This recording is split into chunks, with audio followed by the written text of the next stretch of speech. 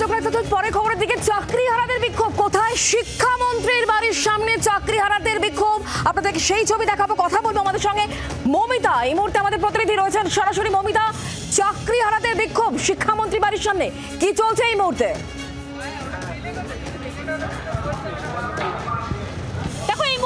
পরিস্থিতি লক্ষ্য করা যাচ্ছে ব্রাত্য বসুর বাড়ির সামনে, অর্থাৎ কালিন্দী মোড়ের সামনে জমায়েত হয়েছেন চাকরিহারাদের একটা অংশ, যারা নিজেদের বলছেন যে তারা যোগ্য, কিন্তু ওএমআর শিট যে তালিকা প্রকাশ করা হয়েছে এসএসসির তরফ থেকে তাতে এদের নাম নেই। এবং এই মুহূর্তে পুলিশের তরফ থেকে খুব স্বাভাবিকভাবেই ব্রাত্য বসুর বাড়ির সামনে গার্ডরেল দিয়ে আটকে দেওয়া হয়েছে।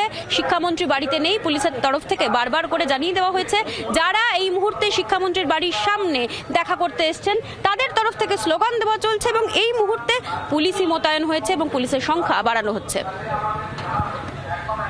যারা এই মুহূর্তে বিক্ষোভ দেখাচ্ছেন শিক্ষামন্ত্রীর বাড়ির সামনে, কারোর সাথে কি কথা বলা এই মুহূর্তে সম্ভব মমিতা? যদি কথা বলা যায় একটু।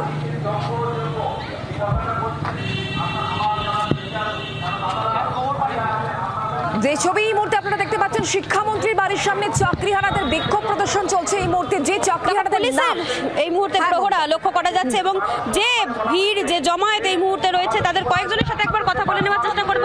কি চাইছেন আপনারা? কি চাইছেন? তাদের সঙ্গে দেখা করতে চাইছি, মুখ্যমন্ত্রীর সঙ্গে দেখা করতে চাইছি। এত ভয়টা কিসের জন্য? কিসের জন্য ভয়? আমরা এসেছি সব ডকুমেন্টস নিয়ে। পুরো পাবলিক কেন? নবান্নে যিনি বসে আছেন, আমি দিদিভাইকেও বলবো ওখানে বসে উনি চেক করুন, দেখুন এমএ বিএড ফার্স্ট ক্লাস এমনি হয়নি, রেগুলার স্টুডেন্ট। সিইউতে গিয়ে দেখে আসবেন, এইভাবে হয় না। আমাদের প্রত্যেকজন শিক্ষামন্ত্রী এই মুহূর্তে বাড়িতে নেই সেটা জানিয়ে দেওয়া হয়েছে। দিদিভাই আপনি কাঁদছেন? আমরা দিনের পর দিন ওইখানে বসে আছি। আমরা এই কেসটা নিয়ে 2022 সালের নভেম্বর থেকে আমরা কোর্টে লড়াই করতেছি।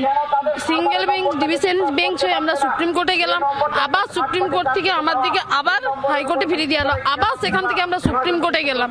হ্যাঁ, আমাদের যে ওএমআর সিট নিয়ে সমস্যাটা বলা হচ্ছে, সিবিআই যে ওএমআর সিটটা দিয়েছে ওটা প্রমাণই করতে পারেনি যে ওটা আমাদের ওএমআর সিট, অরিজিনাল নেই, মিরর ইমেজ নেই, ওই ওএমআর সিটের কোনো অথেন্টিসিটি নেই।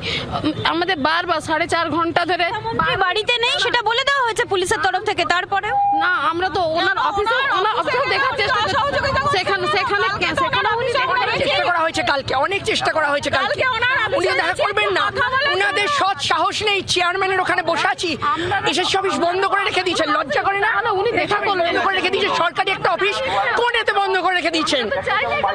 আমাদের তাদের বক্তব্য আপনারা শুনছিলেন। অনেক ধন্যবাদ মমিতা আমাদের সঙ্গে সরাসরি থাকার জন্য। বাংলার আওয়াজ, বাঙালির আবেগ, জি 24 ঘন্টা।